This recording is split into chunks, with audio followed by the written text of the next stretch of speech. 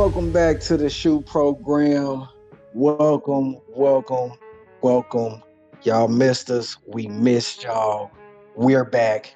We're here. Got an exciting show for y'all today. Go ahead. I know y'all feeling the ride. Y'all feeling the vibes that we got going on. Hit that like button. Hit that subscribe button. Join the family. We'll give you some food for thought. We got a great show for you. EJ, man, let them know what we got. All right, bro. We're going to start off today with something that's real important in the economy. And everybody knows what's going on with COVID-19 and everything that's transpiring with the vaccines and everything that's going around right now. Since Biden has been in office, we kind of want to go ahead and talk about the COVID relief bill that he currently has in the works. Jay, you want to kind of lead us off on that, bro? For sure. First off, happy Black History Month. Let's get it. This is our month. Let's represent. Definitely. Always. Yeah. So the House quickly approved some budget resolution so they can try to get the speed of drafting President Biden's new coronavirus relief package, which is currently set at $1.9 trillion. You know, the GOP, the Republicans, they have issues with that price tag, so they're trying to get that changed. They're trying to offer alternatives, but it was voted in the Senate 50-50 with Kamala Harris, our vice president, being the tiebreaker, so they could approve this fast speeding of the bill getting out. So right now, we just need to figure out the framework, the writing, and all the little technical stuff that these politicians do. So that's where we're kind of at right now with it. But there's several things that are going to be on a table as for debating and trying to get that done. And that's the $15 federal minimum wage hike. And let's see if we're really getting these $1,400 checks. And I just want to say that Biden was proposing $2,000 checks before he became president, but now it's $1,400. And that's been something that Americans and political people in the political spectrum have been kind of criticizing him on and trying to get him to realize. We already know. 600 though. 600 already went out. Exactly. I was about to say Cam hit on the head. 600 already came out. So technically 1,400, 600, 2,000. So we ain't playing the technical games though, because he did on record say it was going to be an additional $2,000. It's like physically on record of him saying that in reports, in news conferences. That is true. But y'all understand when you get into that office, things definitely change. So all I gotta say is, first of all, we should be getting money monthly anyway. So true. The $1,400 that we're getting, we actually lucky to even be getting that. Just to be honest. So are we really? Are we truly? Like truly? Are we lucky?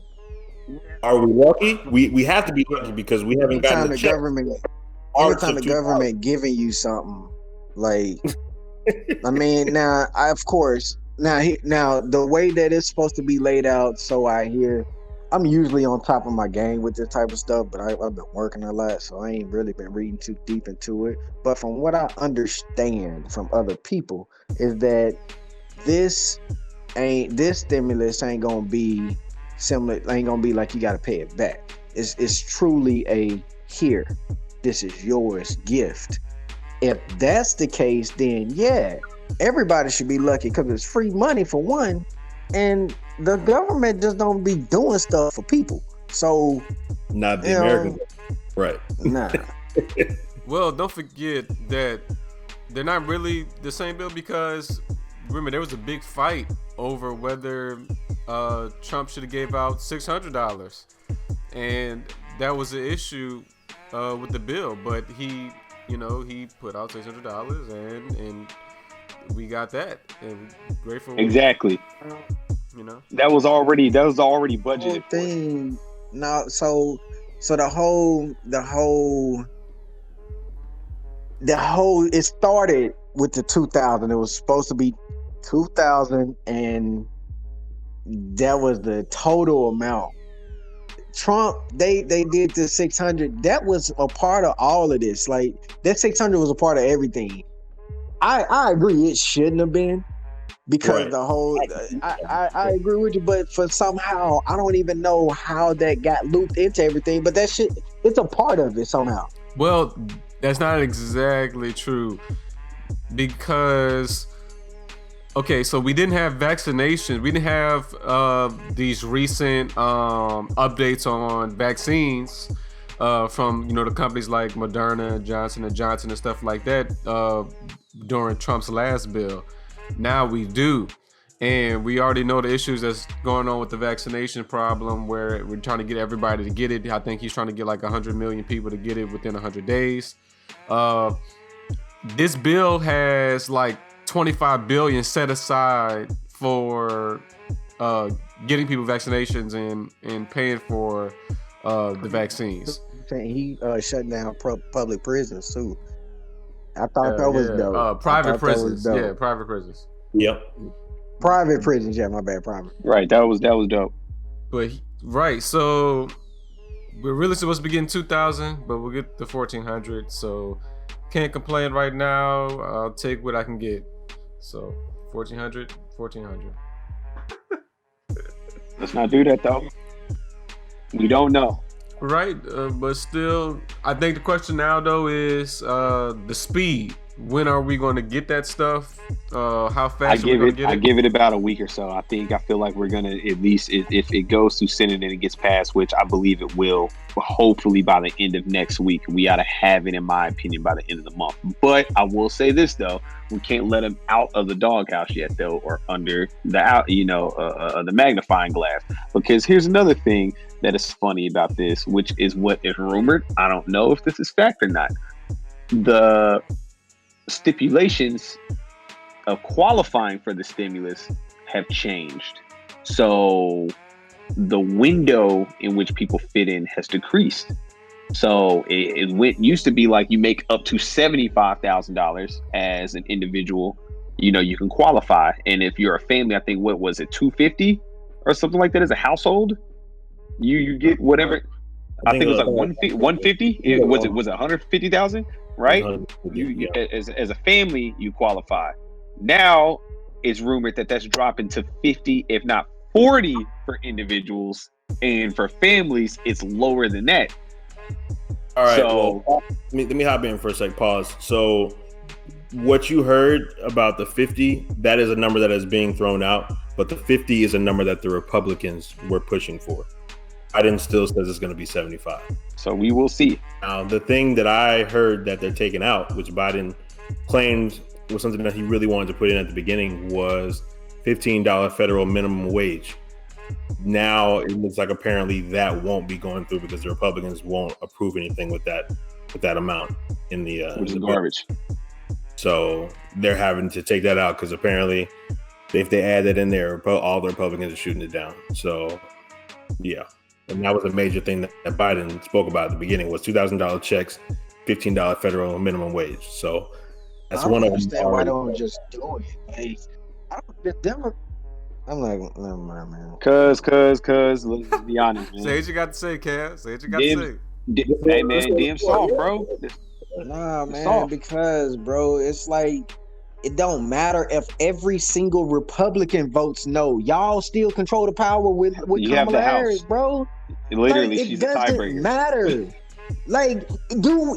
This is the time where Democrats can do anything they want. Bro, when Republicans got the party, bro, they do gangland. They did everything, want, bro. Gangland.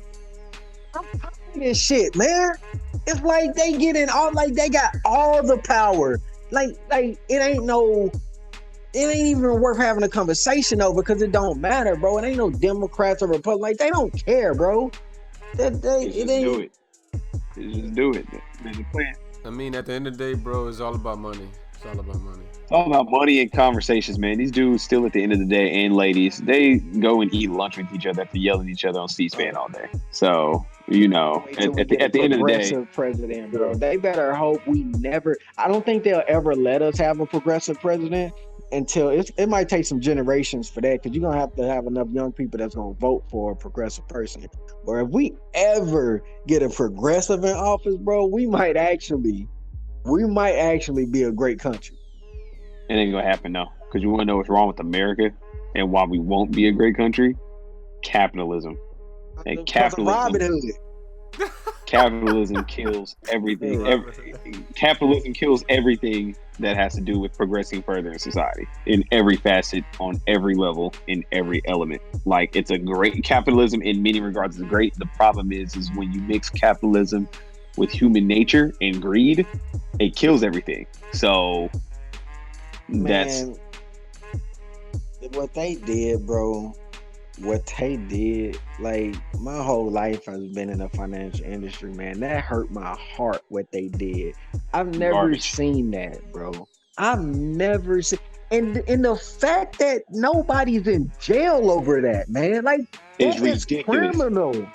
Actually, I think we can probably just move straight into Wall Street Bets since Cam brought up Robin Hood. So Cam, of course, is in the financial industry. I'm a finance nerd to many regards. And so who wants to kick off on the whole GameStop and AMC debacle that took place with Wall Street Bets, Reddit, and kind of what they ended up, in a sense, revolutionizing in a matter of days? I mean, honestly, you and Cam are the resident stock guys. Y'all been texting us about it mostly in the group chat. Yeah.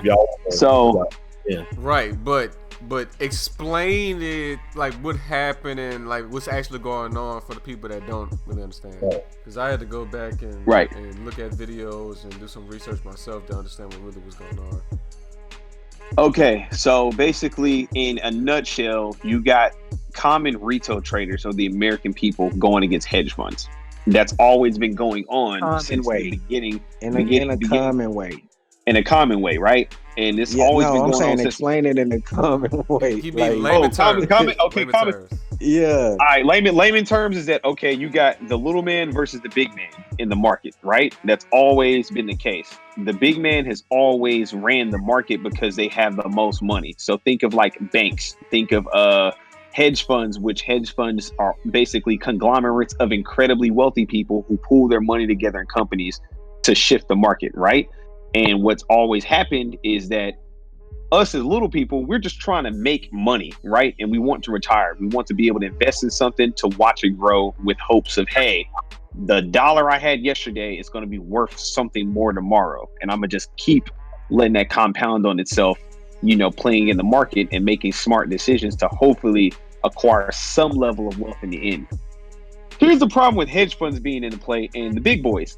They don't give a fuck about none of that. So what they do, and why this GameStop situation is crazy, is that hedge funds have been doing this forever. This whole term shorting stocks, they've been doing it forever. That's literally how they survive. So what shorting a stock is basically you have options when you invest to bet options on stocks either succeeding or failing. What hedge funds will do is that they can look at any security out there, right?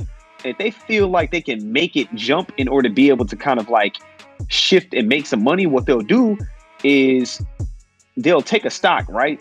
And they'll create speculation around it and basically spike the price, right? And then what they'll do is they'll get in the beginning, they'll invest like a whole bunch of money. And when you see this in the market, it'll cause things, you know, to gain value, or you'll start hearing people talking about, hey, this current, you know, ticker symbol or whatever this company is, like people have been speculating or thinking that it's going to increase in value. So what these funds will do is that they'll buy up all the shares or most of the shares so that nobody gets access to them. They'll end up driving up the price. And then what they'll do is that they'll get out of it, right? And technically these companies will fail, they'll go bankrupt, they can't do anything because all the money got snatched out, right? So what'll happen as it starts going up, you'll start seeing retail investors, you know, put their little small money in. They're not working with, you know, thousands, if not hundreds of thousands. They're working with like maybe a couple hundred. A lot of these people are, right?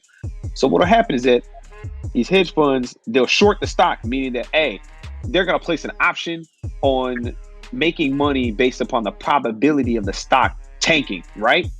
And what they'll do is that they'll get their money in, increase its value, pull out, and then they'll make money when the stock tanks, which is foul. Like, it's super foul because there's nobody in the market can do that. Because because what ends up happening is that all the little people who try to get in and make money during a certain time span, they lose. They'll never win, ever.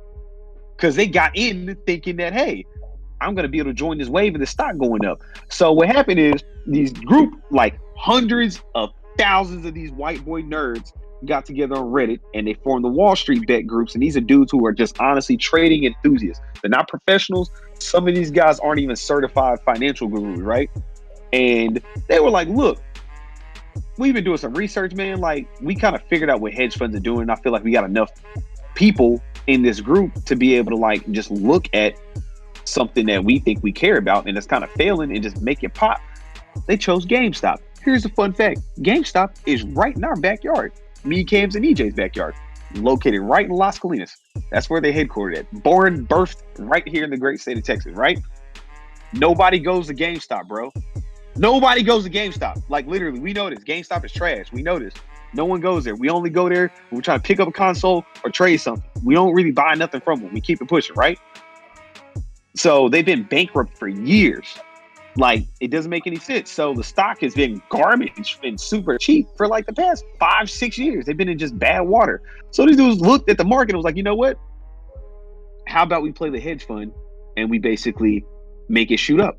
And that's exactly what they did. And the thing is, it got so crazy that it jumped up to like $500 at its peak. And I saw this happen in real time, probably within, in my opinion, I think 48 to 72 hours it happened. After all these people start getting in. So what starts happening is that the powers that be, they got so pissed, and this is where all the controversy comes in. They blocked people from buying shares and trading them because they put the moniker that the security was too volatile to be trading, which is basically code language for, hey, y'all can't get all the money and we want in, so no. So literally that day, right, they did this to numerous stocks. They did this for GameStop. They did this for AMC. And y'all are movie buffs. And y'all know AMC's been trashed due to COVID. Like, the stock was garbage, like at the top of Corona, at the top of when the pandemic started, all the way up into probably last week. I saw it happen. It was like literally $1 for like a share of AMC, which is super cheap. And I got in. I bought like maybe, I don't know, 3 shares or something like that. And I ended up making like $50 off a $2 bet. So they held that up. A couple of other securities I held, like Sundial Growers. Like, nobody really knew about that. That was like a penny stock. I bought it for like 40 cents a share. And now it's like over, I think it's like $7 or something like that. So you have all these people that they played the game huge. So you got stories of kids who people put up their houses like $60,000 and got to the GameStop stock. And when it went up and they got out, they made $33 million. And that happened with numerous times amongst many people. And the crazy thing about it that's nuts is that we got regulation in the market, right? There's certain things you can't do as a basic, retail trader, which is common people. And there's just certain rules you have to abide by, tax laws, all of this type of stuff. And they enforce them so heavily. But for them to literally at the snap of a finger be able to cause apps and trading platforms that we put our hard-earned money into to keep us from making money, it was the most disgusting use of power I've ever seen in my entire life in America. Easily. Like, and with my own 2 eyes. And like what Cam was saying, it was so despicable because like we knew what it was. It was so bad, and I really got beef with Robinhood on this, right? It's fuck Robinhood. I'm banned from Twitter right now because of Robinhood. Oh wow. Oh really? Facts. They're holding people's money. You can't, and a lot of people, they deactivate their accounts to try to transfer it to another broker, right? They can't do that. Robinhood's taking their time. They're charging people these fees and been trading a lot on margin versus like real world cash. So a lot of people didn't really make as much money as they wanted to. I've seen people who they're waiting for the stuff to transfer, and literally you get when the transfer occurs, right? When they transfer your portfolio over, it goes at market value. It's people who easily could have gotten out at the right time in that GameStop stock. I'm talking about people who easily could have stepped out making. There's a guy, I saw a piece on Twitter, a guy ended up making $55 million with the bet that he put in the GameStop, right? With this Robinhood stuff freezing his stuff and he couldn't trade or sell at the time, his account dropped down. I think he ended up capping out like 300,000. You made 50 million, and because Robinhood held you up, you only made 300,000. You know how much money you lost? Wait, no, stop. Can't explain it like that. You ain't make nothing. In stocks, you don't make nothing until you sell. That's not real money. It's not real money. I don't care what the stock is trading at. It does not matter. Could have sold. It does not matter. It does not matter. That's the wrong way for people to look at stocks, is because people always get on that highs and lows. I don't know. It's only what it is at the moment. Forget the high, forget the low. Check this out. Okay, I get that. But what I'm saying is that, A, if he sold and put in the order, when you put in the order in the market, period, no matter what broker it is, they lock it in at the market rate. That's the rule. It is what it is. They put it in. It may not process that day, but when you hit that button and you confirm that agreement, that's what it is, right? The fact that Robinhood and numerous other platforms and the SEC blocked that from happening, though, you couldn't do it anyway. That's what's so criminal about Robinhood. It was numerous brokers. It wasn't just Robinhood. It was numerous platforms from Robinhood, TD, and Ameritrade did the same thing. Right. It was numerous platforms. Yeah, all of them. I just point them out. All of them that did it. That's what's so criminal about it. Like it's the fact that the rich people make money off of the small person, but a few of the small people figured out what they were doing and used it against them. So the rich people used their power to stop the small people. But it's like that, to the essence, it takes away the American dream. Like that completely kills the American dream. There is no American dream. That's all a lie. It's all about the rich people staying rich and keeping everybody down. Facts. Yep. And it's despicable. Like, it's really sickening. It's really, really sickening. Like, if that doesn't, I don't really know if there's another. I know a lot of black people are like serial entrepreneurs and think they're gonna make it, but I'm like, bro, like literally this Robinhood situation and just this GameStop AMC situation is a clear defining moment, I think, in American history, that if they don't want you there, you're not going to get there. And it has nothing to do with work ethic or anything else. It's all systemic, which is something that seriously needs to be addressed in the fabric of this country.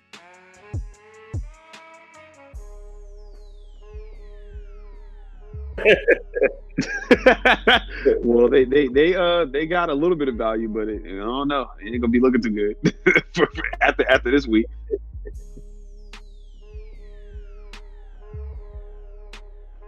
All right. Let's segue into the Super Bowl, man. I don't know if y'all been watching ESPN, but literally every program has been talking about it. Y'all know it's time. Super Bowl on Sunday. Kansas City Chiefs versus Tampa Bay Bucks. Honestly, I could have predicted this at the beginning of the season, me personally, because Tom Brady went to a loaded team. But before we get into all that, what's y'all predictions? I mean, I feel like Tom Brady gonna win it, man. I feel like the Bucks are gonna win it. We the Aints right now. We got our behinds whooped. Oh boy, we had our best chance. Blame your boy. Yeah, and we threw it out, and I feel like y'all gonna be on it for a minute because y'all no plan coming up. So don't remind me. But then Patrick Mahomes hurt, right? So I mean, what's his deal? He's good now. He's good. Yeah, that's what they're saying. It depends. His issue is, it's not the issue of Patrick Mahomes being hurt. The issue is he has two of his best linemen are out the game. That's the issue. Oh, wow. Well, yeah, Tom Brady wins. Yeah. That's I personally, I got my money on Tom, bro. It's Tom, dog. It's Tom. I honestly. Here's the question: what I in don't- the hell makes Tom Brady so good? Just please explain that to me. According to ESPN, he's the winningest player of all time. I if you win understand Super Bowl that. Sunday and all this stuff. I understand that in a team sport, but what makes him so good? I've been asking people that all day and been struggling to get an answer. So what people are saying is Tom Brady on third down, and basically they're saying his clutch factor is what makes him so good. It's ridiculous, Mary. Not the fact. Well, Marvin is saying it's Tom, so I'm asking for an answer. I'm What saying makes him Tom. good? I'm saying Tom so far as winning the Super Bowl. Do I think Tom is the best QB in the league? No, I still think Aaron Rodgers is better than Tom Brady, in my opinion, when we talk about athleticism and pure skill. But like what EJ was saying, bruh, Clutch Tom is different, dog. Clutch Tom is different. It is what it is. Really? He threw the one that threw 3 picks in that Clutch Tom. Well, I think we can say this. Hold on, but when has Tom? But no, seriously though, in all seriousness, look, because I studied this, because I'm like, man, why is everybody on this dude? I went and looked at they Super Bowls, man, and I watched them, bro, and I'm like, out of his Super Bowls, I really can't say he won them. So how do you think he won? Because he was going against elite dudes. It's not like he was playing sorry dudes. because he had the best defense for one. They really didn't have to score much. Okay, he got good field position. If we're gonna say that, then you might as well just say that the QB position is as its core. Like you can't that football just period is an athlete based sport. Like it's not based around one person like the NBA. Like you have to have. There's a difference. There's a difference in a quarterback leading the charge versus a quarterback in the charge. Tom Brady has been in the charge. That's true. That's true. So we can't say the same. So we can't say the same thing about numerous QBs in the league, though. I agree. I agree. That's what I'm saying. So like, okay, so if we look at Pat Mahomes, Pat is nasty, but we're not gonna sit up here and say like this motherfucker didn't have the best corner in the league. Hey, hold up, whoa, factors. Wait a minute, hold up, whoa. What did Alex Smith do with that same talent? Right. Either first round exit. Okay. First round exit. Well, first off, here's my thing. This is a common thing that's going on. Why do we keep calling Tom Brady the greatest football player, the greatest NFL football player of all time? I don't understand that. See, it's not like, football is not like basketball, probably baseball, soccer, and stuff like that. Everybody on the teams, on 2 different teams, on one team, offense and defense, everybody plays a specific position. Just because you pass the ball down the field and score doesn't make you the greatest football player of all time. That's what I understand. I don't think you can do that. I mean, I feel like maybe you can get a label to somebody that, basically played more than one position. And one of the people I think of is Deion Sanders. I'm not saying he's the greatest. I'm just saying like how he was able to play multiple positions. But if you're only playing quarterback, I get it. People think you're the greatest quarterback. Okay, you're the greatest quarterback. Let's stop giving you the title of greatest football player. I just don't understand that, and I never understood that. Can somebody please get that out of here? Because I mean, you didn't speak anything wrong right there. It's hard to do that because like in basketball, you can clearly see a person's effect on the game. Like you can see what LeBron does and you can see how he leads his team to victory, right? And everybody can get the same stats. That's the thing about basketball. Basketball is the only sport where every position can impact the game, can impact every facet of the game. It's the only sport. Baseball, you can't do that. Football, you can't do that. Soccer, you can't do that. Hockey, you can't do that. Like right. And you play offense. Only sport. Right. So, I mean, in football, they always talk about who's going to win. You got Patrick Mahomes going up against Tom Brady. No, you don't. You don't have Patrick Mahomes going against Tom Brady. You got Patrick Mahomes going up against Levante David and Ndamukong Suh and all him on the defense. He doesn't go up against Tom Brady ever. So when Cam's making a point, which he's right about, like what makes him so good, like he's not going up against the opposing quarterback. He's going up against defenses that are either, I'm not gonna say letting him do what he wants to do, but if we look at this at the playoffs, like Cam was saying, the last game, Tom Brady had 3 picks in the second half.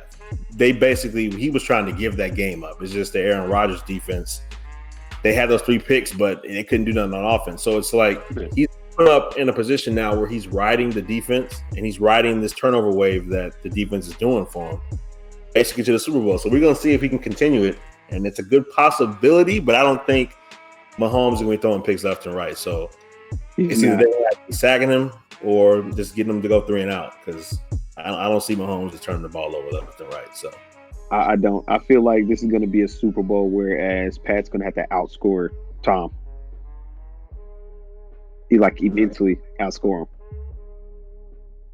It is. I think it is possible. Man who threw 3 picks last week in the second half when he had a little pressure on him, and I think that the front 7 for Kansas City is better than what Green Bay had. So if they get more pressure on him, I don't know if you saw the game last week. He was throwing the ball straight up in the air when he was getting pressure on him. That's how he had 2 of the picks. So if they can get him to turn the ball over like he did last game, this isn't Green Bay. Kansas City is going to take advantage of that. So if he can play a 0 interception game or a 0 fumble game, then they got a chance. Yeah, we're going to see, man, but can't count that dude out. It's just like, hey, we thought the Falcons was blowing his out, bro. The next thing, I stopped watching the Super Bowl. Well, that's just bad coaching. That's just bad coaching. I stopped watching the game. Literally, I was chilling at the chick crib. I stopped watching the game. I was like, man, change the channel. I'm not watching this. That's bad. You know what, man? You can actually kind of dial this down a little narrower to who's the greatest. You actually have to really watch, though. If a quarterback throws a slant and the receiver takes it to the house, like, who gets the credit, right? It should go to the receiver. Oh, the receiver made a great play. Like, they should include the yards after catch in the stats. If they did that, then that would shine light. Let's see, it's all politics. We know it's politics because it's football. That's why I don't like, personally, I don't like football. It's not my favorite sport, but I mean, it's clear. Like, it's the weirdest game that Americans worship so much, but it doesn't. The crazy thing is we worship football in the NFL so much, but when it comes to like letting athletes shine, it's the least most star-studding and most star-seeming league compared to everyone else that I've seen that gets so much money. I don't understand it. That's why I'm an NBA fanatic. Because it's like what Cam said. It's the credit. Like, hey, man. Hey. First off, isn't Cam the person that said that LeBron gets all the credit? Yeah, so this doesn't... It's like LaMelo Ball, how LaMelo Ball, y'all saw the RDC World video where every time LaMelo did something, they were making fun of it. Every time LaMelo did something, I was just like, oh, wow, that was a beautiful pass. Yeah. Look at LaMelo with the pass. The bounce pass. Hey, hold that thought. Behind the back pass, and they act like they ain't never seen a pass in their life. Right. They act like he was Pete Maravich doing a behind the back pass in the 65 or something. Doing the Magic Johnson, the don't look. Oh my goodness, man. Hold that thought though, and we could hold that thought about Kyrie though. We're gonna go back on that. So Cam, who are you saying is going to win the Super Bowl though? Peace, man. It's not a question. It's not really gonna be a close game. Gotcha. And Jay, who'd you say? I think it's time, man. I think Brady got it, bro. I think he got another championship. All right, so we're 2-2. We're 2-2. 2 Chiefs, 2 Chiefs, 2 Bucks. All right. Yep. If he loses, I feel like if he wins or loses, he's retiring after this show. I feel like he's gone. I think he might retire because I mean he's going out on top, like what Max. Right, and I think they're gonna pay Manning, bro. They're gonna pay Manning, bro. Just like they're gonna pay Manning, bro. They not because if I look at that Peyton Manning Super Bowl, I agree the same thing. I'm like, bro, Peyton Manning should got his head knocked off, bro. And they ended up winning. Understand what happened, though. Understand what happened. They signed this Negro at 41, 42, however old he was when they signed him, bro. Like, this ain't no. Nah, if he say he gonna play till 45, he'll play till 45. That's up to him, bro. He running this ship. Like, he doing what he want to do. So ain't no and ain't no going out on top. How is it going out on top when they already saying you to go? Ain't no going out on top. So he already on top. No, Cam. My comment on going out on top is they're saying going out on top because of you already know the hype surrounding Patrick Mahomes. Every time Patrick Mahomes does something, they're already claiming he's the next GOAT. Does he have a chance to get more rings than Tom Brady? The going out on top would be, I'm beating the so-called next GOAT that y'all have put up there. I just beat him. I won the Super Bowl. I'm age 43. Drop the mic. I'm done. And he leaves. That's going out on. That's what I mean by going out on top. Buy into that BS because like it ain't got nothing to do with him. Like any day from when Patrick Mahomes was left Texas Tech, like any day I would pick him over Tom Brady. It don't matter. Like it doesn't matter. Like there's no. It does like that stuff. Just man. That's what I ask people. Oh, really? He to go? Okay, would you pick him over Patrick Mahomes right now on your team? Is he your quarterback on your fantasy team? Would you pick him over Aaron Rodgers? You said who pick who over Aaron Rodgers? Tom Brady. Tom Brady? Nah. Exactly. But yeah, we'll see, man. I mean, it should be a good game. Most of the Super Bowls that he's in are close anyway, so we'll see, man. We'll see. But to get back to the point of basketball, we were talking about Kyrie Irving a few minutes ago. Let's hop on this James Harden subject real quick. Since we've been gone, we know that the trade went down. Basically, the entire Nets team was traded for James Harden, and 16 picks, all for James Harden. As we've seen so far, they can score a hell of a lot of points. They're averaging over 122 points a game. But they're also the worst defensive team in the league, or second to worst, right in front of the Wizards. So can they actually win the championship is the question I have. I think I'll go first because, Can they win? New Jersey is my team. All right. And, Brooklyn's my team. And so I feel like if anybody else... No, don't do that. Don't do that.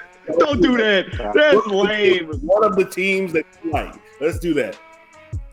Look, You said Brooklyn's my team. well, Marv, I don't know, but I'm a New Jerseyan.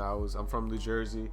I was raised in New Orleans. I followed Cleveland. It was the first team I really truly followed with LeBron, and I'm a LeBron fan. I go wherever LeBron go. Right now I don't like the Lakers. But we here. I'm renting them. And so that's what we're gonna do right now. But Brooklyn is really New Jersey. So we got he's there. So you a Laker fan right now? Look, I'm a Laker fan by default, by technicality. Okay, let's get it right. Let's get it straight. So we did y'all. Anyway, continue.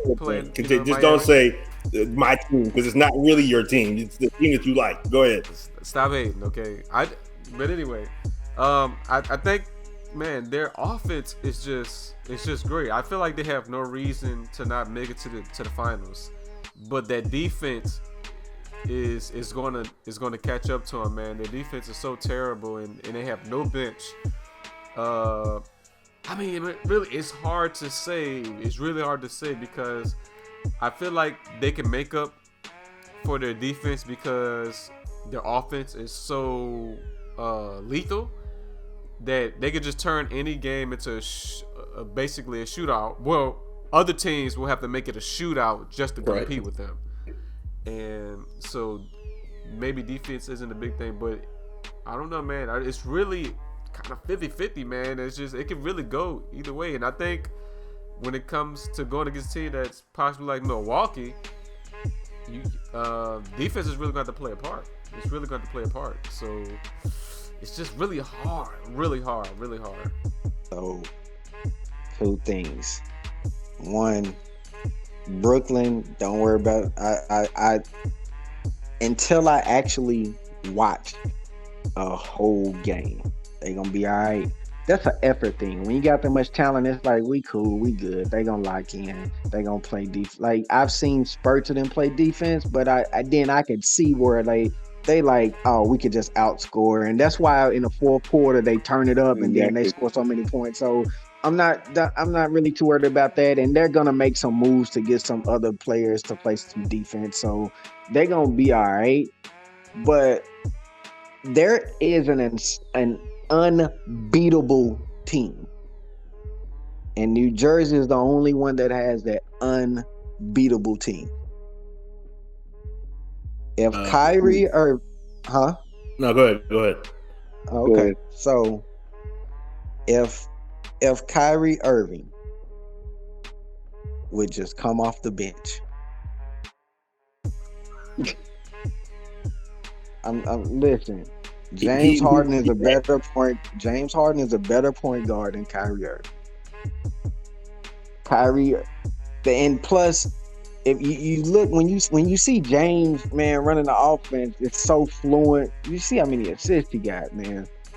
And I watched the game the other night. Kyrie had the ball. KD was in the corner wide open. Now, he made a beautiful shot. Like, I texted everybody. I said, watching Kyrie is poetic. Like, I watched the whole game. Like, this dude is nice, but he's kind of selfish.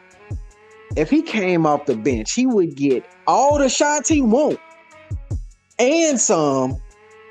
And that second team, bro, there's nobody in the NBA that can contend with him on the second team. Nobody. So, man, that would make them unbeatable. There's no way you can beat them if he came off the bench. I mean, you're right. and you got players that's scoring, 25 to 30 points between them. But at the same time, this is the same team that got beat by Cleveland, the Cavaliers, back-to-back nights. And so, I don't know, man. I don't know. Yeah. That's why they lost. That's why they lost, Jay. That's why. Because KD was not there. But they also got beat by Washington. 1 point, but still, you let these everybody teams playing them hard. They're not playing everybody hard, bro. Like, when you watch these games, man, you can see what's going on. Like, y'all ain't even playing. Y'all playing them as hard as y'all can because y'all trying to send a message to the Nets and like, oh yeah, we beat y'all during the season.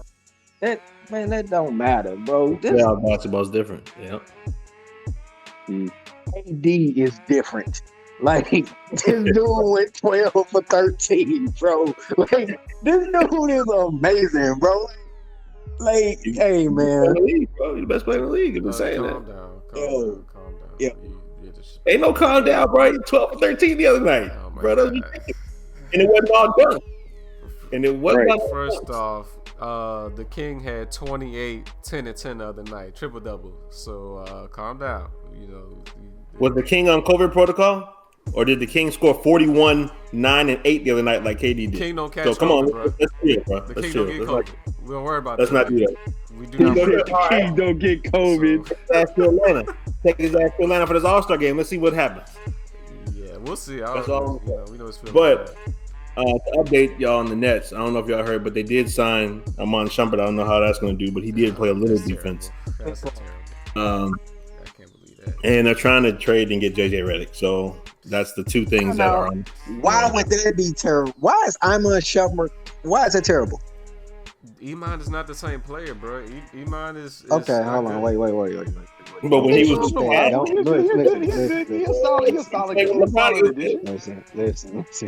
listen. All right. See, in the game of basketball, anybody on the NBA can play. Now I know we might be joking sometimes, be like, yeah, he's sorry, but they get to play. Some people are truly trash. No. Nobody in the NBA is trash. Not one person. Not one person. I see what you're saying, but he's not good. He's declined. Everybody. So like, I feel what you're saying, but he's declined. Like with the Cavs, like they might be NBA trash. Right. Yeah, right. Okay, okay. NBA trash. Okay.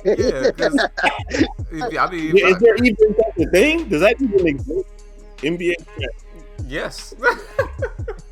Yeah, I'm not doing that. Yeah, I'm not playing on the court with Iman. You know, hey, if he on the court, he Michael Jordan.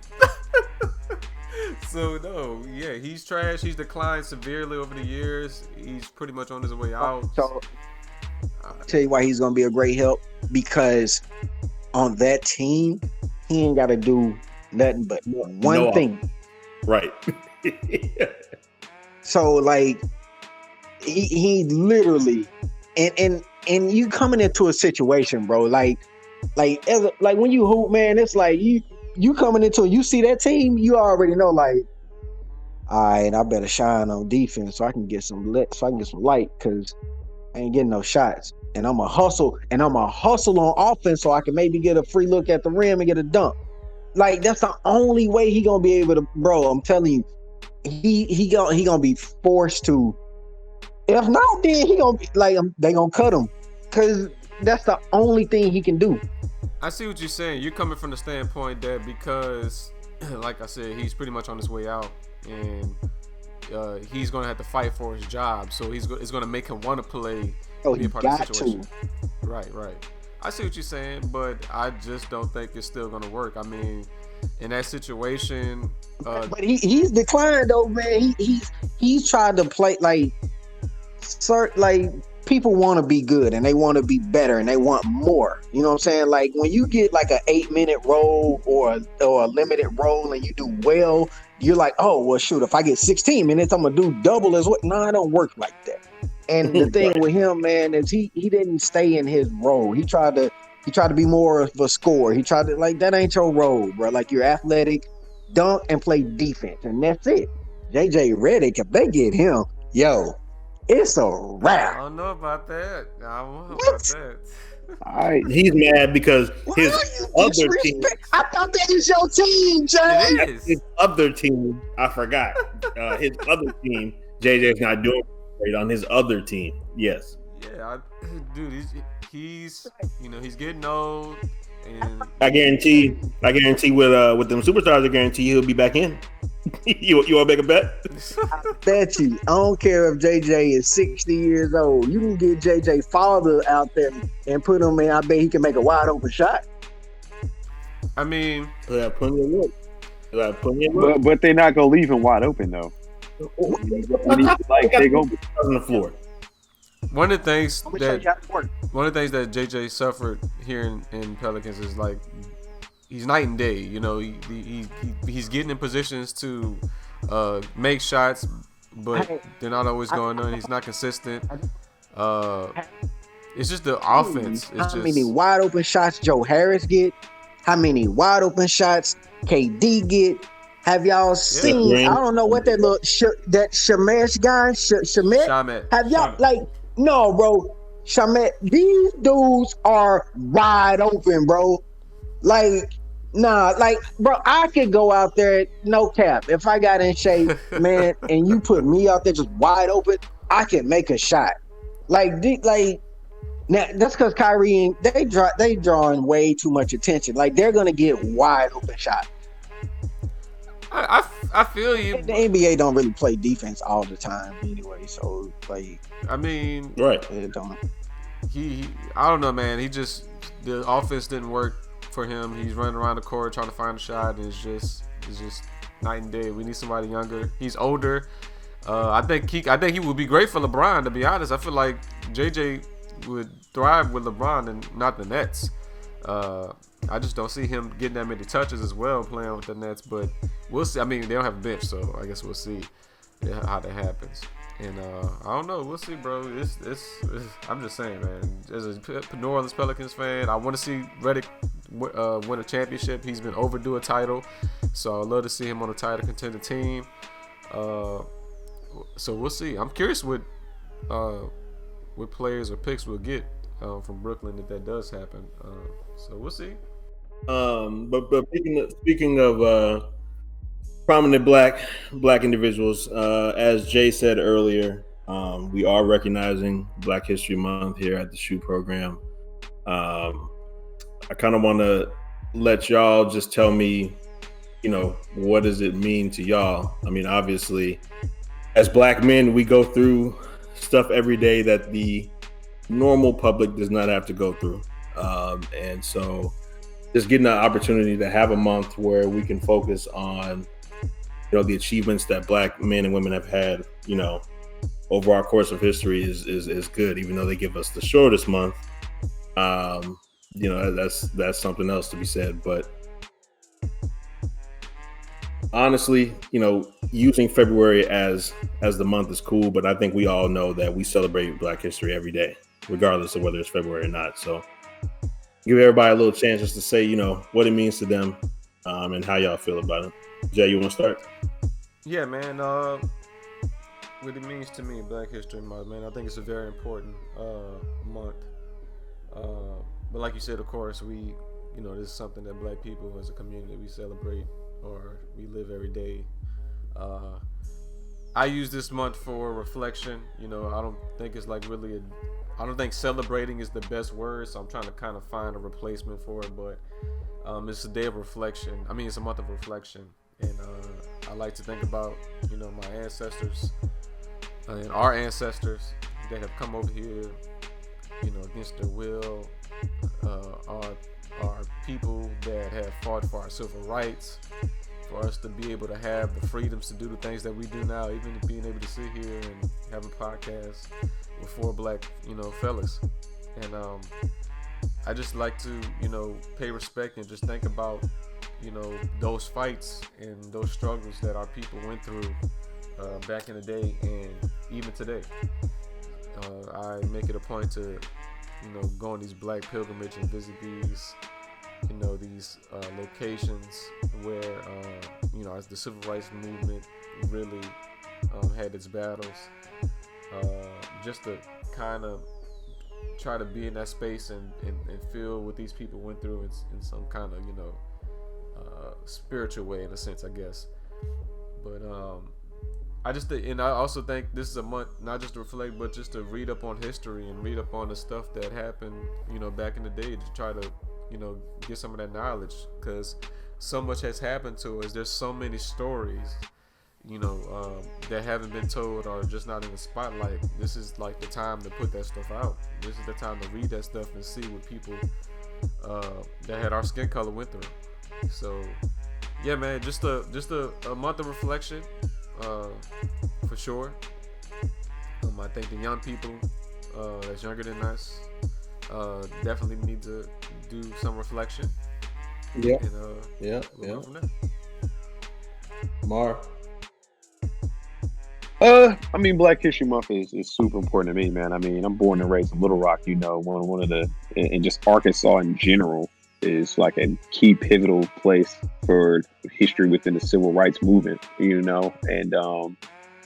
I take this month as, just time to reflect, to understand that we're still making history. I think that's the thing that we kind of forget at times. Like, we always reflect on what has happened, but we don't sit back and understand that, like, we still, even as a people in a generation today, we're still hearing like the first before things we do, which is bizarre. Like, we just got the first woman of color as, the vice president of the United States. Like, we're still making history and monikers, so it's definitely something to reflect back on your blackness and be proud of where you come from and just the history that we have, and also to keep pushing to make history and to make a difference, and to understand that even as an African American, like, whether you may feel your existence or your role here in America may be small, that you're still doing great things and big things to affect the whole. So that's that's kind of what I think about on Black History. And also, I take it as a time, at the beginning of February 1st, that pretty much I go through 28 days of not really accepting anything from Caucasians whatsoever. So if there's any need from that side of the fence, they're going to have to address it on March 1st at 10 a.m. when I go back into regular business hours of dealing with them. Wow. And I'll leave it on that note. All right. Cam, what'd you think, bro? I really don't like to address this. I tend to be quite controversial. Black History Month really don't mean anything to me. Man, I got it's like you said, EJ, for when you look at it every day, it ain't just Black History Month, it's every day. And man, like, be honest, man, like, it's not to separate, or it's not a racist, or it's not anything, bro. It's just Mexicans stick with Mexicans, Asians stick with Asians, Indians stick with Indians, and nobody says anything about them or about how it's wrong for them to stick with each other. But Black people is the only kind that it's wrong for us to stick with each other, or it's like we have to hate every race because we want to. Like, that's the Black History Month. Like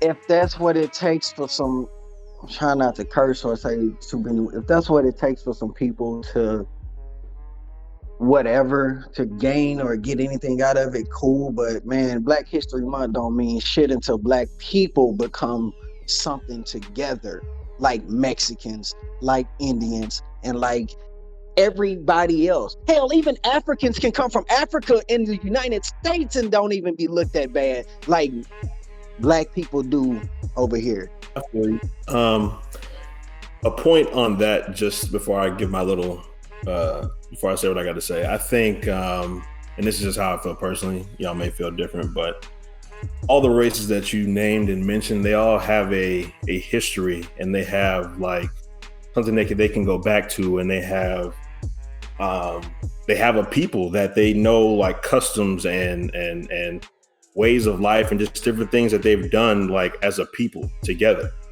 Black African Americans don't have that. All we have from our ancestors is slavery. We don't have the knowledge and history. I mean, we can go research about things that have happened in Africa and the different tribes and stuff like that. But when you see Africans that come over to America, they have all that knowledge and all that history. We don't have that. The stuff that we go back to is how we were treated when transatlantic slavery happened and they brought us all over here to America. I mean, our history is, for lack of a better term, it's fucked up just from slavery itself. So I think it's not an excuse. I mean, obviously we've talked about this before outside of the podcast. You are 100% correct. And as an African Americans need to come together, because I think that's why we can't get ahead, is we all separate. We have that crabs in a barrel mentality where we're trying to pull each other down. But I think a major role in that is that we don't have a history. We don't have anything to go back to. The only thing we know from our ancestors and our history is slavery. And coming forward, we had Jim Crow. We've always why we ask for equality, because we want to be equal to them. That's the only reason. Nobody else want to be equal, because that is 100%, bro, accurate, bro. Yeah. It's just, this is a whole nother conversation in itself, but I feel honestly that we don't have anything to go back to. When I have friends from every race, and growing up in Burbank, where I grew up around a lot of Caucasians, around a lot of Asians, around a lot of Mexicans. Like, I grew up around a whole bunch of other races, and like you were saying, Cam, when they all stick together, but they have stuff that bonds them. Like, they have things like they go back to. They have codes and all this other stuff that they do, and it's like the only thing that Black people try to like do together is talk about like Christianity or religion and stuff like that. Like, we don't have customs and stuff. It's like we don't have that. So that's a whole nother conversation. But I feel you, Cam. We all do need to come together if we're going to succeed. I mean, it's not possible if we don't. So that's going to be the main thing is if we don't come together, then we will not succeed. So I feel you, Cam. It's true. Yep. But in terms of just like a month for me, I'm not going to go as far as Cam. I do think that it's important, but like I said earlier, I celebrate Black History every day anyway. So them trying to confine it to 28 days is whatever, or 29 days, leap years, whatever. I celebrate it every month, but I look at it as a time, like Jay said, to reflect on everything that's happened. But also I think it's a time for us to, a lot of races always want to tell us about what's going on with Black history. They want to tell us about different things and all that stuff, but I think it's a month for them to listen, and it's time for us to like teach. And I know it's not our job. A lot of people say it's not our job to teach them about us, blah, blah, blah. And that's true. But at the same time, we need to, let our voices be heard. And actually, if they are listening, then they can actually gain some knowledge from what we're saying. Me personally, like at the job I work at, I work with mostly white people. Like it's probably 98% white people. There's only 4 Black people in the entire building.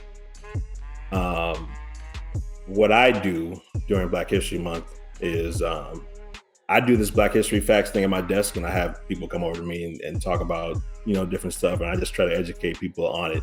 It's not my job to, but I just feel like it's something that I should do in the environment that I work in. And there was this Hispanic dude that came to my desk the other day, and I think I had, it was a fact about, I'm trying to think of what the fact was. I think it was about Phyllis Wheatley. I think it was one of the facts I had about her publishing a poetry book, and the first Black person to actually publish a book in America. And he was like, you know what? He's like, that's a really good fact. I was never taught this. And I was thinking about that, and I'm just like, it's crazy because if you think back to school, you never learned any of this shit in school. All the stuff that I've learned about Black history, I learned from my parents, and I learned from old heads growing up. Or I've had to do my own research, Right. I'd never learned any of this in school. So it's not our job to teach people that, but I think certain individuals who are open-minded and who aren't racist and who don't care about, trying to push the Trump agenda and all that other crap, people who are willing to listen and see what you have to say, I think it's cool to put it out there and just to see how they react to it. The dude has been back to my desk 3 days since I started doing it. So you can help some people, you can't help everybody, but I just thought that was a cool story for me to tell. And that's kind of like why I like Black History Month in a sense. So that's just me. And I feel you on that, man, because, like I agree. It's not really our job to, educate, white people on Black history. But I think there are times in our lives where we got to kind of bring that info out and remind them sometimes, For example, I was on set and I was talking to this lady who was white and, was networking, doing my thing. And we were talking about the election. And she was like, a lot of Black people can really change the, election and stuff like that. And I was like, really? I said, yeah, but we need, people keep saying the Black people, but don't forget, it's only 12.5% of us. Like a lot of people don't know that, right? It's not a lot of us here, and I think Hispanic people have surpassed us as number 2. So, don't get it twisted. There's not a lot of Black people in here. So we're talking about all the Black people going to prison for these weak charges. This is a serious thing for us. This is serious. And so I think people need to, pull out their eyeglasses and their magnifying glasses and really take a look at what's going on in our country. But yeah, man. Some things we do gotta educate them, man. Some things we do gotta remind them. But I do feel what you're saying. Yeah. I mean, I feel you too. Sorry. Go ahead, Marv. Go ahead. I was gonna say, I think everyone's making valid points. I just know personally, I'm not teaching white people anything. Like, you got Google, you got a smartphone. Like I spent the majority of my life learning about your history and being graded for it and being made to feel like an idiot, and also facing scrutiny to possibly not pass classes nor graduate college if I didn't know your history. So when you sit up here when I ask, hey, can you teach me about what's going on in the environment? And I'm like, get in your phone, get to doing your due diligence, bro. And I might grade you on your knowledge later. Like, I'm off of that. Like, we too far into the information age for people to be asking questions about African American history. When it's all around us, it's just a matter of whether or not you're going to be invested in it, just like you invested in all the lies and crazy stories that they've led us to believe about American history. So, I feel you. I mean, like I said, everybody's entitled to their opinion. I totally feel you. Personally, like I said, this is just me. The facts are put out there. You don't have to come on my desk. You don't have to speak to me at all. It's just something that I do personally for me. You want to learn something about it, it's cool. Like I said, the only other two people in the office that are Black, they come and we talk about it every day. So it's something that I do. Like I said, this is my culture. I mean, I could care less if they come look at it or not. Like it's going to be put up there, period. So yeah. And for our nerds out there and anime watchers, if you want to learn a lot about Black people, watch Dragon Ball Z, because that's about Black people. The Saiyans, that's right. That's all I have to say. You're a deadbeat dad. We'll analyze that on the other podcast. Yeah. For sure. All right. Off of the serious note for a sec, let's hop into the council shortages. Obviously, as y'all know, y'all cannot go online or go to a store and buy a PS5 or an Xbox still. And we are now at February 5th, and these councils came out in, November? Still can't get them. I actually got sent a link from Greg earlier today for an Xbox. And as soon as I clicked on the link, it says sold out again. So, and these scalpers still out here, bro. They still trying to get people. I heard a stat that they're still going for double the price now. So it's just wild because we're in February. You would think that they would have some on the shelves by now, or it would be a lot easier for people to get it. But obviously, we still the same. So don't get me started, bro. Don't get me started, bro. Jay, you want to talk about some more information about this, bro? Actually, I'm gonna go ahead and pass it to Barb. I feel like Barb got this. Don't get me started, bro. This is what the problem is, bro. They led us to believe they had all this stuff in control, and what this is, like I be saying, like this next generation console war. Like, I honestly think consoles kind of coming to like an end. I feel like people who really game, they're starting to switch to PCs. Because here's what the issue is behind the restocks.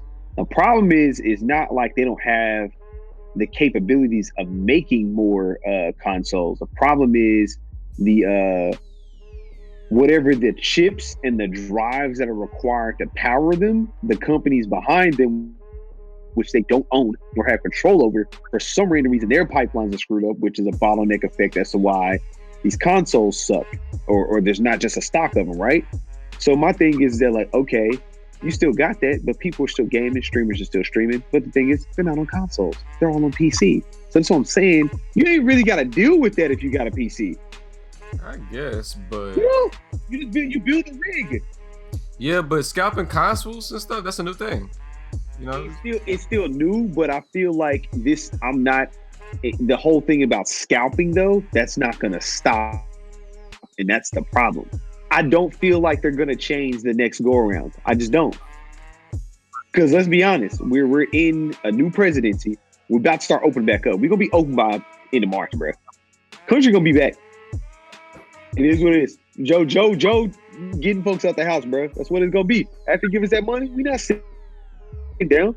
People like, I'm gonna give you all this money one time, and y'all get right back out into these offices and get back to making this economy, get the clicking and clacking. And that's just what that is, you know. But I think everything with how they did it was just bad. It was bad business, man. Bad business is all trash, and all of these retailers need to change protocol and how they release. And what's so sad about it is that the releases are so far apart from each other. You mean to tell me y'all ain't got programmers that are working right now to be able to fix the issue? Don't sit up here trying to fake the funk, man, like y'all Nike and this a Jordan drop and can't nobody get a game console now. Come on, bruh. Let's not do that. Let's not do that, bruh. This ain't the sneakers app, bro. This ain't the sneakers app. Yeah, but see, the thing is about this situation though is I'm wondering if there was like an actual better way to pull this off, because of course they're saying COVID had a kind of push back, pulling out the consoles and everything like that. But see, when I was getting my Xbox and I was in line and everything at GameStop early in the morning to get mine, we got put on the list and to get our pre-order, and all we had to do is once launched was come out and go pick it up. Now I know that because COVID is so rampant and it's so contagious, and we're on basically, still on like this miniature lockdown, we can't really be in the stores getting these consoles because we need to social distance. My thing is, just how they had a social distance when we were pre-ordering the consoles at GameStop, like I did that morning, why couldn't we do that with the actual consoles? Because this would have saved this would have saved the company from dealing with these scalpers, because you'd have been dealing with physical purchases instead of people having to refresh the page a million times to try to hope to grab one. And I really don't know the answer. I don't know how they could really handle it, so I'm not sure what they could do. There really isn't anything to do, Jay. They didn't have the physical units to give to the stores, so the only thing you could do is just go online and they'll send it to you whenever they can get it to you. You know what I'm saying? So I feel what you're saying, Jay. It's just like, I think with Corona and everything that happened, bro, this is a bad situation. True, and you're right. You're definitely right. It's definitely a bad situation. And like I said, I think COVID is for the main point is really the culprit in all this. But there could have been a better way to handle this. And so store only releases. What'd you say? Store only releases, but they weren't going to do that because they want to make money. But at the end of the day, I feel like this.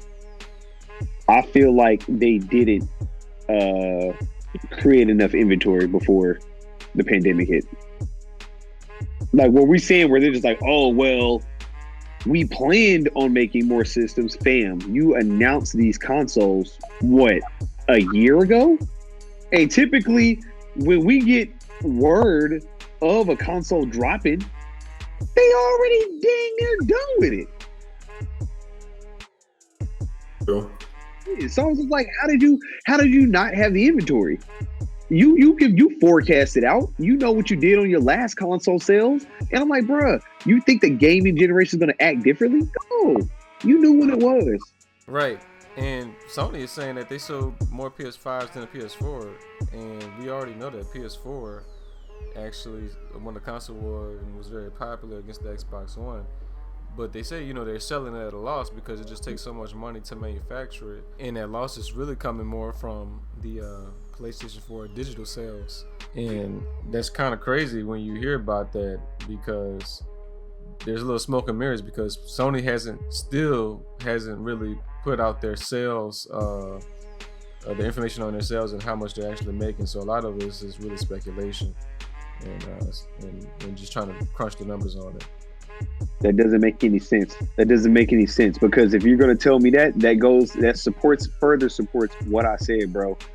Somebody lying, or you made the units and you appeared, like I say, everybody, they basically are feeling, it's either they're feeling the resale market because they got some kind of hand in making money on the back end, or they just playing games and just saying stupid stuff to just fuel the console war. And at the end of the day, at this rate, they both suck equally. Because you want to know what the kicker is about both of them? You Negroes sold us 2 consoles and we ain't got nothing to play for each. It does not make any sense. I don't care. It does not matter, bro. It doesn't matter. I don't care what units you have, bro. Figure it out, because you already just set us off a year anyway from playing anything worthwhile. Leave it. I don't care. I really don't care at this rate. I don't care. I honestly, you can see it in the gaming space. of how trash Microsoft and Sony has been with this next generation console release. It is so mind-numbingly stupid on how they've treated this, especially at a time whereas you could have made the most money ever if you rolled it out, because everyone is at home and more people now than ever are playing video games because they don't have nothing else to do. But you fucked that up because you're stupid. And then on the back end, you're trying to be greedy. I don't understand. I really don't get it. I don't get it. I don't. It's bad. It's bad. I see why people switch to PCs, bro. They wanted to give the you only way to you could get it, bro. That was the feature. They wanted quick resume. It's the most ridiculous thing I've ever seen in the history of gaming, bro.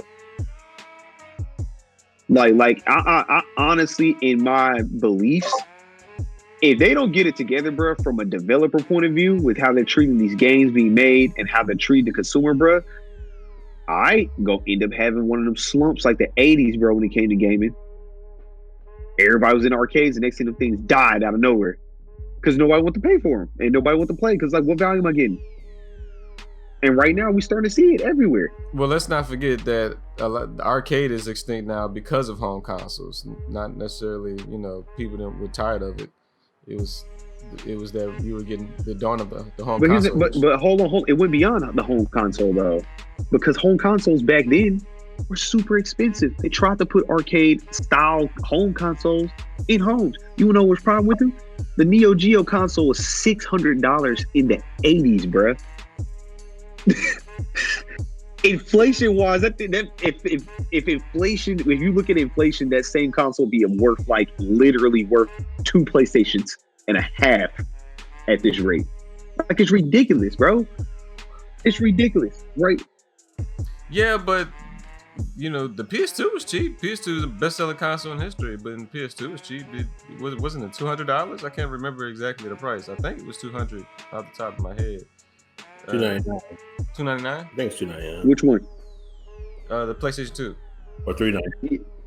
It's about like $3. I feel like it was $300. $299, I believe. Okay. And it's been a while, but when the first game consoles came out, doing away with the arcade, it was really the home consoles. And remember, that was a time where PCs, a lot of people were still playing on PC. PC was the way to go, like you said, back in the day. I feel like a lot of people were playing more PC back in the day than they are now.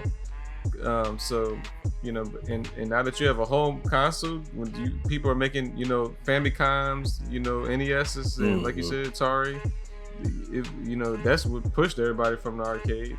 So, yeah, I mean, it's just a different age now. I'm on my Angry Joe swag, bro. Like, I got a bone to pick with the industry, bro. Like, it's ridiculous. Like, the stuff I see on streams, bro, and with these games, it's ridiculous, dog. Like, these people really out here have the gall to ask me for $60 to $70 to basically sell me some mid. Like, literally, like, you're not even trying to, like, finesse me into smoking the Reggie. You just be like, nah, this is mid, bro. Like, buy it. And people really just buying the mid. Like, they ain't even trying to get the loud pack. Like, this is it's insane. But that's like how we talked about in the last episode of the SHU Podcast. Was it worth it to buy, game consoles right now? And it's really not. It's really not. If there's not a lot of games exclusives right now, there's no content for it. At all. So if you can't if you can't afford it right now, or I'm waiting. Literally, I would say you can wait a year. Yeah, you can wait a year and a half. In my predictions, at this rate, pretty much. Yeah, and now there'll be games coming out now. I mean, you'll have NCAA just got it out, so you'll have more games. I don't know. That's garbage. Hey, let me get on these. Let me get on these too. Let me get on them, bro. Everybody on Twitter is spazzing about the new NCAA coming out. I was like, fam, y'all literally just let EA give y'all the worst Madden in the history of Maddens, and y'all are about to trust them to give y'all a perfectly crafted NCAA. Stop playing with them, bro. Stop playing with these folks, bro. They about to repackage Madden and give y'all NCAA skins. It's Madden with an NCAA skin, bro. Stop playing with me, bro. It's about to be. I'm not buying nothing from EA ever in life. Period. No, nothing. Negative. You know, speaking of Angry Joe and Madden, Angry Joe said he's going to boycott. He put out 2 videos, worst games of 2020, but in disappointing games of 2020, he said he's going to boycott. It's no need. He ain't playing though, man. He sounds serious. He said he's really boycotting. He's going to make something happen. Like if they put out this trash again, he's not playing. He said this is it, and you know, and then. You know, NFL, they got the NFL renewed the license, so now we really ain't going to see no other games. That's true. That's true. That's ridiculous. True, but at the end of the day, we control the marketplace. So a lot of problems that goes on with gaming is because gamers literally don't want better for themselves, and they know what they need to do to get better for themselves, but they just don't do it. And we see this all the time. If you want to make developers do something, stop playing. It's that simple. Stop playing. You don't play, they move on or they fix things. They have no choice. They don't. That's just what it is with gaming. Because my thing at the end of the day, it's about dollars. This is the only industry where your real life currency shifts everything. The NFL, they got mad ways of being able to make money. But gaming, it's either the game sold or it didn't. And when it doesn't sell, that means you blew money and investors aren't going to invest anymore. And when they don't invest anymore, that means that's less dollars. You said what? That kind of every product. That kind of every product. If you don't buy it. Not always, bro. Because people still buy. Some products they can literally keep giving us trash, and they don't really care about improving because it's a need. This ain't that though. I was saying if you don't buy it, everybody going out of business. You know what I'm saying? So it's all garbage, man. So my thing, it's just like Call of Duty players. I don't understand why people still playing COD. I thought about it and I was so amped to start playing Warzone or to start playing Cold War. Bro, with everything that's going on in Warzone, it's a dub for me, Jack. I'm not picking up the on every game, bro. The new Zombies is old. Zombies is old. Didn't Cam send a text message talking about he's get on Warzone? I saw that. Yeah. It's too many cheaters. Actually, the new Zombies is actually okay. It's not that bad. It's better than. Well, my thing is that but Zombies is only so much fun, bro. Like I'm gonna beat Zombies and that's it. They're not gonna really go. They always tell us every year. You're talking to an ex-COD fanatic. All they're gonna do is hype up Zombies, bro, and then give us lackluster content. They've done that easily for the past 2 editions of COD Zombies. This is what it is. That's just how it always has been. Like that's never going to change. They're gonna have to wow me in order for this to happen. And the thing is that they haven't because they literally show themselves as to not wanting to change. Skill-based matchmaking is trash. It's ruined COD. They're now what I've seen them try to do now. From what I heard is that they're going to roll out an anti-cheat. But honestly, the hackers are too advanced now with Warzone that it's not even going to make a difference. To be honest. Then they're supposed to be trying to introduce league play again. It's not going to get people to stop playing in multiplayer lobbies that are sweats. They're still going to be in there because I guarantee you skill-based matchmaking is going to be prevalent in both. So it's not going to really make a difference. It's all bad, like at the end of the day. And the thing is that they know what they need to do. It's just they don't care about that because they want people to buy microtransactions. If they really just stripped COD and brought it back down to something super bare bones, and they re-enlisted the season pass that people have to buy, and then just gave Warzone away for free, and just gave it periodical updates, people would play the heck out of COD, but they don't do that though. All this weird wanky stuff, and I'd be like, bro, I'm not playing this BS. I've even noticed it when I played Warzone that small time, or play Warzone and multiplayer EJs at one time. Like, dude, before I played the EJs, I have not played a COD, I think easily in 4 years. And I know for a fact, that first match, I destroyed niggas. I had 20 kills that I have not played in 4 years. That next match, I got slaughtered. And I'm talking about not like, oh, I haven't played COD in a minute slaughtered. Like slaughtered as in I never played COD slaughtered. And that's different. Like it was just weird. I was like, bro, like I know everybody is not this fire at this game. It can't be. So I'm just like, I'm not doing that, bro. Like at this rate, I'm kind of just like, if it ain't a single player story game, I'm kind of cool on it, bro. It's too much trickery going on. Bro. And I thought Cyberpunk was gonna give me that, but they blew that, and they're not gonna be able to fix the game. So it's a dub on that game too. That's another story. That's gonna take too much. That's another podcast. It's over. It's a wrap. And if you want me to believe that the multiplayer is gonna be fixed, nah, that's a wrap too, buddy. It's a done deal. It's almost like the only franchise that ever come back from that, bro, is GTA. GTA is the only franchise to just come out and be a complete disaster when they released multiplayer, and it took them a year and a half to fix everything in order for them to come from the ashes and make it be so worthwhile that it ended up making $1 billion over time. Just off multiplayer alone, not even sale units of the game. So I don't see that happening for CD Projekt Red and Cyberpunk. I just don't. And knowing these Negroes, how they act, they probably already moved on to the next game and start working on something else. So it's sad, bro. All I know is that, bro, Horizon better not. Hey, this new Horizon better not be that way. I know that much. What are you gonna see, bro? PS5 it seems better not be that way. Their games are pretty much. They usually don't have issues like this. But Jay, to your point that you made earlier, real quick before we head out, I see what you're saying about the NFL, but at the end of the day, bro, I can't. The reason why I can't be mad at the NFL is because they're doing it for one reason only: the biggest check they can get, and EA is giving them the biggest check. They don't care about video games. All they care about is getting the money for the licensing. So I can't really get mad at them, because if I was in the NFL position and EA was saying, "Here, take this $3 billion for the next 30 years," cool. It is. That's a free $3 billion. It's just free money that they give me, so it's just fine. So it's like I said, it's the people that are buying Madden every year. Greg, every single year. Not Greg. It's only Greg, and he's buying $1 million copies.